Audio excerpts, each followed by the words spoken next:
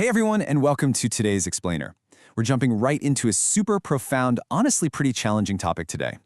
We're standing right at the crossroads of philosophy, history, and moral responsibility. We're going to be focusing on a guy named Tetsuro Watsuji. Now, if you've ever studied Japanese philosophy or ethics, his name is absolutely unavoidable. He's a giant in the field. But we're not just here to list his accolades. Actually, we're pivoting immediately to look at a pretty devastating academic critique of his legacy by scholar Sumiko Sekiguchi. Throughout this explainer, we're going to be grappling with a really heavy question. What actually happens when a massive intellect is used to justify the unjustifiable? And how exactly does that same intellect cover its tracks when the dust finally settles? Okay, let's dive into this.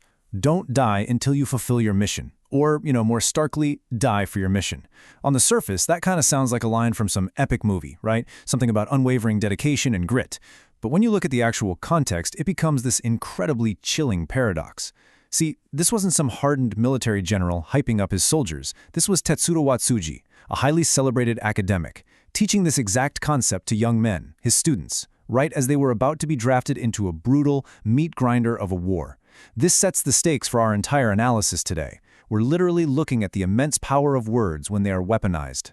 So here is our game plan for today. First, we'll look at the responsibility of intellect. Second, arming for death. Third, post-war silence and concealment. And finally, we'll wrap up with a heavy question for today. All right, let's jump right into Section 1, the responsibility of intellect. Before we really get going, I want to emphasize that we're exploring this entirely neutrally. We're relying squarely on this specific source material to understand the mechanics of how ideas literally influence life and death. Everything we're unpacking today comes directly from a 2009 paper titled To Live in the Present, Kyoshiro Imawano, That War, Tetsuro Watsuji, by Sumiko Sekiguchi, published in the journal Hogaku Shirin. Sekiguchi makes a really provocative argument that Watsuji weaponized his massive intellect. She argues that his legacy is tragically bifurcated into his active, highly vocal wartime rhetoric and his passive, deceptive post-war silence.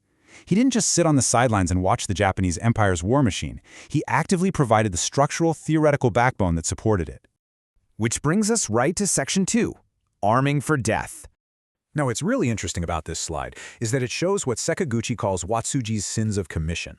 These are the active, deliberate steps he took to systematically provide theoretical justification for kamikaze tactics. And at the absolute core of this is the concept of ethos, in Japanese, ethos. Sekiguchi points out that Watsuji wasn't just building abstract philosophy. He built a very specific ethical attitude toward death. You see, the state had already decided the fate of these kamikaze pilots, right? Their deaths were basically a foregone conclusion. But forcing people to die is terrible for national morale. So Watsuji's philosophy stepped in to make these young men voluntarily and even ethically accept and embrace this fate. He literally built an ethos justifying the individual dying for the totality. So how exactly do you build an ethos like that? Well, he used a few specific theoretical mechanisms. According to the paper, Watsuji's main work, which was simply titled Ethics, effectively systematized the imperial rescript on education. He basically took state propaganda and elevated it into a formal academic discipline. He justified this family-state view, arguing the nation wasn't just a government, it was a massive family. And the head of that family? The emperor, positioned as the patriarch. Because of this framing, unconditional devotion to the state wasn't just your civic duty. Watsuji framed it as the absolute highest experience of human truth. You weren't just dying for a country. In his framework, you were achieving ultimate moral perfection. Now, let's look at the timeline here because it moves terrifyingly fast. In 1942, Watsuji publishes Ethics Volume 2. In it, he explicitly defines heroism as absolute obedience and total self-effacement. Basically, your individual self does not matter, period. Fast forward just 1 year to 1943. Student draft deferments are abolished. The exact same students reading his philosophy books are now being sent off to die. And what does Watsuji do? He starts using the Hagagure, that's the classic text on the way of the samurai, in his academic seminars to instruct these young, terrified college kids on the proper way to die.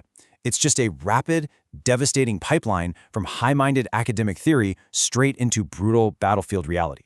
And this brilliantly illustrates the core duality that Sekiguchi's paper dissects.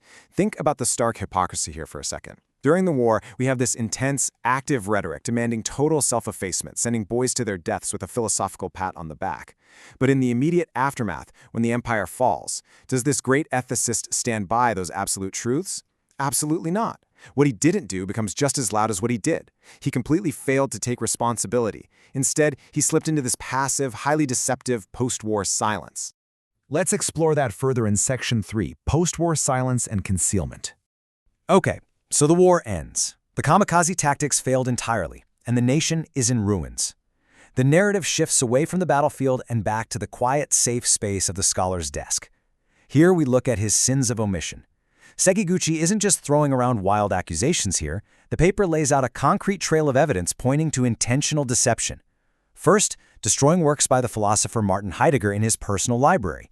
Second, secretly altering his own wartime texts when they were republished to make his stance look softer. Third, failing completely to offer any genuine academic summary or apology for his role in the kamikaze tactics. And fourth, just entirely ignoring the visceral reality of the suffering families left behind. This wasn't just a guy who forgot to mention something. It was a deliberate, intentional choice of silence and concealment. The way this deception builds is fascinating. It honestly reads a bit like a detective story. Look at the Heidegger situation. In Watsuji's preserved personal library, researchers found these massive, heavily annotated volumes of Kant and Hegel, meticulous notes everywhere. Yet major works by Martin Heidegger, specifically Being in Time, a book everyone knows massively influenced Watsuji, were completely missing. Poof, gone. Why? Well, Sekiguchi analyzes that after the war, Heidegger was facing intense scrutiny for cooperating with the Nazi Party.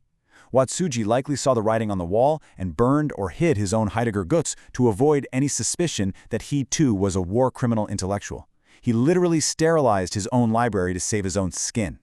So, the crucial point is the staggering hypocrisy between his shiny post-war academic persona and his actual lack of empathy. After the war, he pivots. He starts preaching about human relations, or nakama, focusing on togetherness and harmony. Sounds great, right? But as Sekiguchi points out, while he's talking about harmony, he's totally ignoring the gruesome reality of the soldiers who were treated as completely disposable under his own wartime philosophy. He turned a blind eye to the profound despair of grieving families, like the diaries of musician Kiyoshiro Imawano's mother, which the paper deeply references. He used beautiful, high-level philosophical terms about totality to just paint right over the actual visceral grief that totality caused. Which leads us to our final section, Section 4, a heavy question for today. So why does all of this actually matter right now? Because we're not just doing a historical deep dive into the flaws of a mid-20th century philosopher. The core conflict at play here, totality versus the individual, is a massive modern warning for all of us. Sekiguchi's paper forcefully condemns Watsuji because he used the unassailable, beautiful-sounding name of national morality to do something truly horrific. He convinced people to willingly hand the individual's right to life and death entirely over to the state. He made it intellectually fashionable to surrender your life to the machine. And the kicker? When the machine finally broke down, he just quietly wiped his fingerprints off the controls. Which leaves us with this final, incredibly provocative thought to ponder. When the state demands our lives, or demands our unquestioning obedience, what is the true moral responsibility of the intellect? When public figures, academics, and thought leaders use their brilliant minds to justify systems of harm, how on earth do we hold them accountable when the tide inevitably turns? Tetsuro Watsuji undeniably possessed a brilliant mind. But as this critique so powerfully shows us, intellect without courageous integrity can be a profoundly dangerous weapon.